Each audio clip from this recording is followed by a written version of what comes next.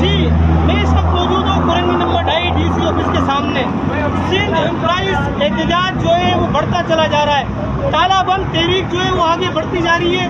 سندھ حکومت نے جو ملازمین کے ساتھ زیادتی کری ہے, جو ان کی پینشنوں کے اوپر کٹوتی کی ہے, اس کی وجہ سے تمام سندھ کے امپلائیز سراپا احتجاج ہے. ہمارے ساتھ اس وقت موجود ہے رفیق صاحب جو فائنانسر آف سندھ بھی ہے. پوچھتے ہیں ان سے وہ کیا کہیں گے اس بارے میں. سر 2 جملے بتائیے گا کہ کیا کہیں گے, کیا حالات دیکھ رہے ہیں آپ؟ سر یہ 2 مہینے سے سارے امپلائیز سراپا احتجاج ہیں, لیکن حکومت کی جو ہٹ درمی ہے وہ کبھی لائف میں ہم نے اس طرح سے نہیں دیکھی.